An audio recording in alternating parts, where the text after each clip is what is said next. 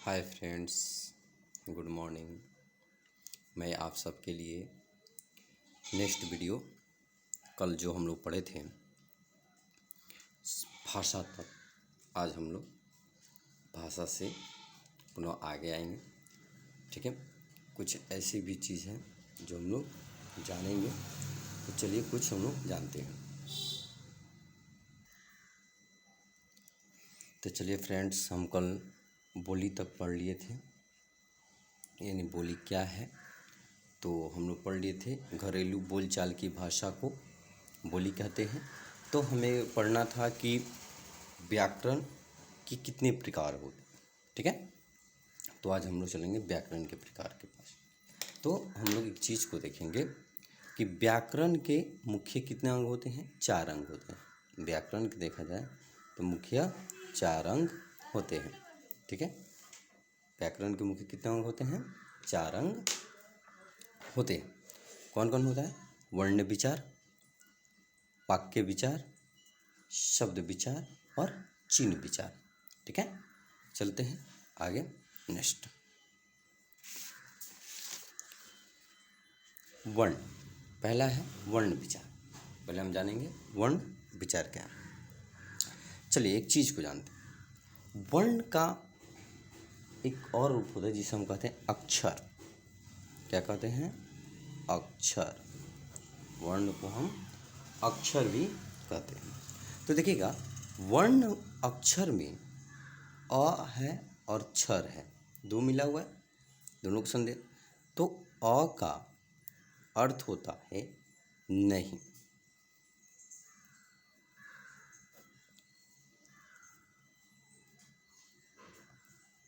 अ का अर्थ होता है नहीं और छ का अर्थ होता है विनाश।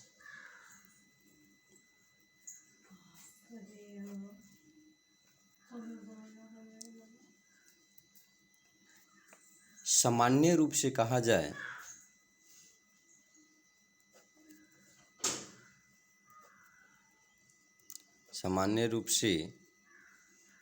जाए तो अक्षर का अर्थ होता है जिसका विनाश न हो।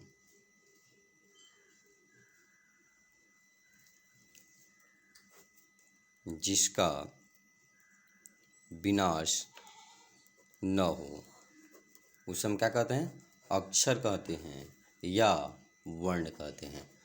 तो अक्षर को ही हम लोग वर्ण कहते हैं।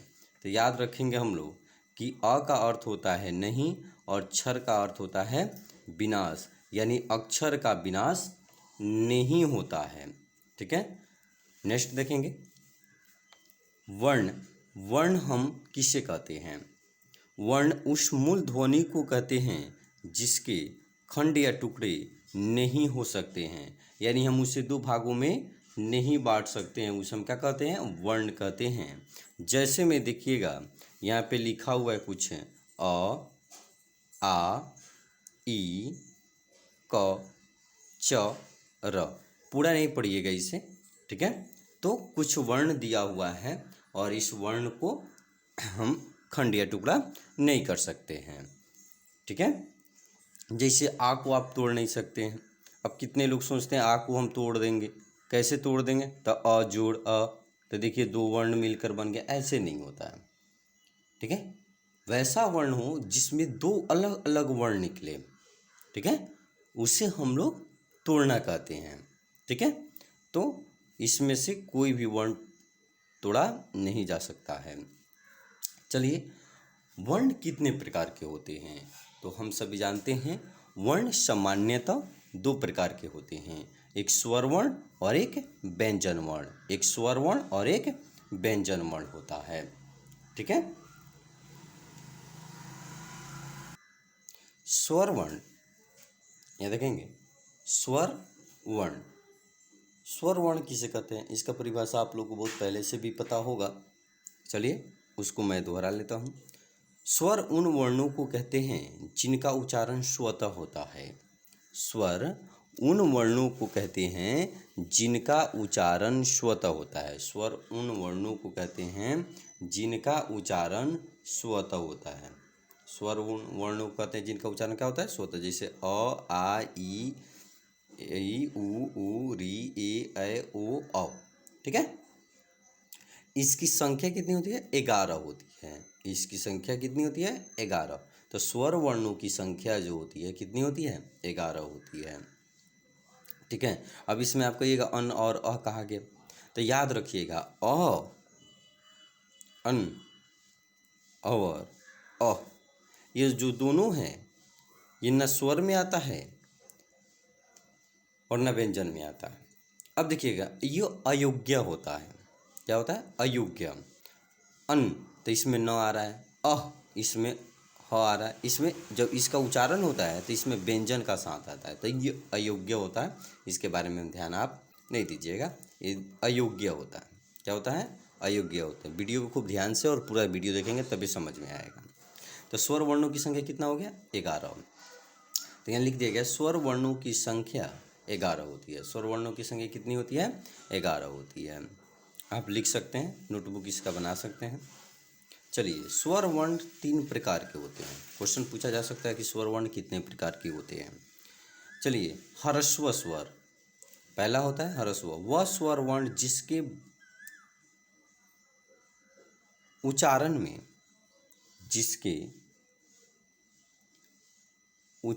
में बहुत कम समय लगता है। वह वर्ण जिसके उच्चारण में बहुत कम समय लगता है उसे ह्रस्व स्वर कहते हैं। उसे क्या कहते हैं बाबू ह्रस्व स्वर। यानी जिसके बोलने में कम समय लगे उसे ह्रस्व स्वर कहते हैं। जैसे अ ई उ री। तो ह्रस्व स्वर की संख्या पूछे तो याद रखिएगा 4 होता है। ह्रस्व स्वर की संख्या कितनी होती है 4 होती है। नेक्स्ट उसके बाद है दीर्घ स्वर। क्या होता है दूसरा दीर्घ स्वर। ठीक है, दीर्घ स्वर किससे कहते हैं ये भी जाने, नाम से ही पता चल रहा है कि बड़ा होगा। क्या होगा बड़ा। वह स्वर वर्ण जिसके उच्चारण में अधिक समय लगता है उसे दीर्घ स्वर कहते हैं। वह स्वर वर्ण जिसके उच्चारण में अधिक समय लगता है उसे दीर्घ स्वर कहते हैं। यानी जिसको बोलने में ज़्यादा समय लगे, जिसको बोलने में क्या लगे ज़्यादा समय लगे उसे हम क्या कहेंगे दीर्घ स्वर कहते हैं। जैसे आ दीर्घई दीर्घऊ ए ऐ ओ औ। यानी इसकी संख्या कितने हो गया 1 2 3 4 5 6 7। इसकी संख्या क्या हो गया 7। तब पूछा जाए दीर्घ स्वर की संख्या कितना हो गया 7। तो देखिएगा 7 4 11। अब आपके दिमाग में होगा कि स्वर वर्ण की संख्या 11 होती है। 11 हो गया तो सर तीसरा कैसे बता रहा है, तो बताएंगे तीसरा वो भी आपके सामने। तो देखिए तीसरा होता क्या है और इसके बारे में हम लोग जानेंगे अभी तुरंत। चला जाए दोस्त, आप लाइक और सब्सक्राइब शेयर करना ना भूलें। जो लोग नए हैं मेरे वीडियो पर वो सब्सक्राइब कर दें ताकि उन लोग को अगला वीडियो मिल सके। चलिएगा नेक्स्ट देखते हैं हम लोग। तीसरा है लुप्त स्वर। वह स्वर वर्ण जिसके उच्चारण में बहुत अधिक समय लगता है उसे प्लुप्त वर्ण कहते हैं। क्या कहते हैं प्लुप्त वर्ण, प्लुप्त स्वर कहिएगा या प्लुप्त स्वर वर्ण कहिएगा। ठीक है, प्लुप्त स्वर। ठीक है, जिसके उच्चारण में बहुत अधिक समय लग जाए उसे हम क्या कहेंगे प्लुप्त स्वर कहेंगे। जैसे अब देखिएगा यहाँ पर कुछ लिखा हुआ है इस जैसा आपको दिखाई दे रहा होगा। इसका मतलब है ह्रस्व स्वर से इसमें ज़्यादा समय लगता है, बहुत ज़्यादा समय लगता है। जैसे ओम राम, जैसे वेव करते हुए या किसी को व्यायाम करते हुए आप लोग सुने होंगे, जैसे यज्ञ में उच्चारण किया जाता है तो वो प्लुप्त स्वर का प्रयोग वहाँ किया जाता है। अब जानेंगे स्वर वर्णों के उच्चारण स्थान। क्या जानेंगे स्वर वर्णों के उच्चारण स्थान को हम लोग देखेंगे। आ का उच्चारण स्थान क्या है कंठ है। ई हर्षई दीर्घई आप बोल सकते हैं हर्षई दीर्घई। ई का तालु है। उ का ओष्ठ है। री का मूर्धा है। ए ऐ का कंठ तालु है। ओ औ का कंठ ओष्ठ है। यह याद रखेंगे। ठीक है, जब बोलिएगा उच्चारण कीजिएगा तो पता चल जाएगा कि आपको कैसे। जैसे आ, देखिएगा कंठ से आवाज निकलेगा। ई, हर्षई दीर्घई, देखिएगा जब हर्षई दीर्घई बोलिएगा तो आपका जीभ तालु, तालु किस कहते हैं आपको तो पता होगा, दांत के ऊपरी पृष्ठ जो होता है, जो धंसा हुआ होता है उसे तालु बोलते हैं, ऊपर की ओर। ठीक है, अब चलिए हम लोग देखते हैं नेक्स्ट। दूसरा होता है व्यंजन वर्ण। ठीक है, क्या होता है? व्यंजन वर्ण। जिन वर्णों का उच्चारण स्वर की सहायता से होता है, जिन वर्णों का उच्चारण स्वर की सहायता से होता है उसे व्यंजन वर्ण कहते हैं। उसे क्या कहते हैं? व्यंजन वर्ण कहते हैं। यानी जिन वर्णों का उच्चारण स्वर के सहायता से होता है उसे हम क्या कहते हैं? व्यंजन वर्ण कहते हैं। ठीक है, चलिए व्यंजन वर्ण को भी हम लोग देख लेते हैं। जैसे यहाँ देखिए व्यंजन वर्ण में कुछ ऐसे करके दिया हुआ है, देखिएगा ये मैंने पहले से ही लिख डाला हूँ कि ताकि समय कम लगे। अब देखिएगा ये जितने वर्ण दिए हुए हैं व्यंजन वर्ण का, इनका वर्ग इनके पहले अक्षर से पहचाना जाता है, पहले वर्ण से पहचाना जाता है। तो देखिए यहाँ पे क्या है? क है, पहला क है तो ये क्या हो जाएगा? क वर्ग हो जाएगा। क्या हो जाएगा? क वर्ग हो जाएगा। ठीक है, फिर इसका पहला स्थान क्या है? च है, तो यहाँ क्या हो जाएगा? क्या हो जाएगा? च वर्ग हो जाएगा। क्या हो जाएगा? च वर्ग हो जाएगा। फिर यहाँ पहला ट है, तो यहाँ पे क्या हो जाएगा? ट वर्ण हो जाएगा। ट वर्ग, सॉरी वर्ण नहीं, ट वर्ग। यहाँ क्या है? त है, तो यहाँ क्या हो जाएगा? त वर्ग हो जाएगा। यानी वर्ण के पहले अक्षर से उसका वर्ग की पहचान की जाती है। यहाँ क्या है? प है, तो यहाँ पर हम लिखेंगे प वर्ग हो जाएगा। यह वर्ग लिखे हैं। ठीक है, अब बात आता है इसे हम क्या बोलते हैं। ठीक है, तो इसे हम बोलते हैं अंतःस्थ। अंतःस्थ। ठीक है, और ये क्या है? ऊष्म वर्ण है। ऊष्म वर्ण है। तो हम थोड़ा सा इसको ध्यान में रखेंगे और इसको हम समझेंगे। दूसरी बात है कि इनका उच्चारण स्थान क्या होगा। इनका उच्चारण स्थान भी हम लोग साथ में लिखेंगे। इसका उच्चारण स्थान होगा, क वर्ग का उच्चारण स्थान होगा कंठ। क्या हो जाएगा? कंठ। इसका उच्चारण स्थान हो जाएगा तालु। च वर्ग का उच्चारण स्थान क्या हो जाएगा? तालु। उसके बाद क्या हो जाएगा? ट वर्ग का हो जाएगा मूर्धा।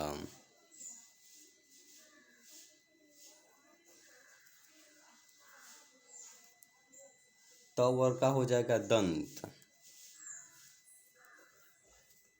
और प वर्ग का हो जाएगा ओष्ठ।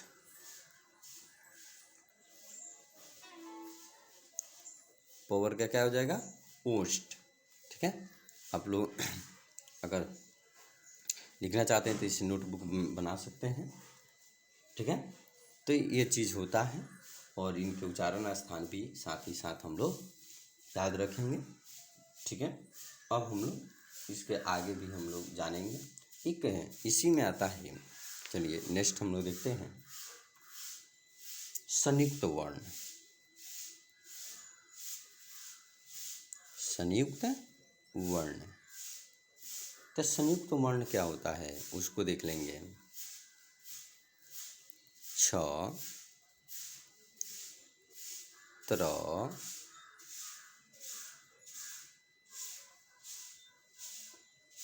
छत्र, श, सॉरी ज्ञ और श्र, यह होता है संयुक्त वर्ण। ठीक है, तो संयुक्त वर्णों की संख्या भी पूछता है तो आप याद रखिएगा संयुक्त वर्ण की संख्या 4 होता है। द्विगुण वर्ण होता है एक, द्विगुण वर्ण। ठीक है, तो आप जानते हैं क्या होता है? अंग और ढ, तो द्विगुण वर्णों की संख्या कितनी होती है? 2। ये बहुत कम ही लोग बताते हैं, ठीक है। द्विगुण वर्णों की संख्या कितनी होती है? 2। और आप एक और जानते हैं, एक होता है अनुस्वार, अनुस्वार, और एक होता है विसर्ग, ठीक है। तो ऐसे करके टोटल देखा जाए तो व्यंजन वर्णों की संख्या क्या आ जाता है? 42 आ जाता है, सॉरी 41। व्यंजन वर्णों की संख्या जो होता है, व्यंजन वर्णों की कुल संख्या जो होता है वो कितना आ जाता है? 41 होता है। व्यंजन वर्णों की कुल संख्या 41। तो पूछा जाता है कि हिंदी में वर्णों की कुल संख्या क्या होगा? तो स्वर वर्ण की संख्या 11 और प्लस व्यंजन वर्ण की संख्या 41, टोटल कितना हो जाएगा बाबू? 52। यानी हिंदी में वर्णों की संख्या कितना हो जाएगा? 52 हो जाएगा, ठीक है। तो इसके बाद नेक्स्ट वीडियो में हम लोग लेकर आएंगे संधि, और उस वीडियो को नहीं छोड़ें ताकि वो काफ़ी इम्पोर्टेंट है। आप लोग इस वीडियो को शेयर, लाइक, सब्सक्राइब करें, और आप लोग से उम्मीद है कि आप लोग किस वीडियो को छोड़ के देख रहे हैं, आप लोग पूरा वीडियो नहीं देख रहे हैं, तो ऐसे देखने से कोई फ़ायदा नहीं होगा। आप लोग ज़्यादातर पूरे वीडियो को देखें तभी जाकर फ़ायदा होगा। धन्यवाद, थैंक्स।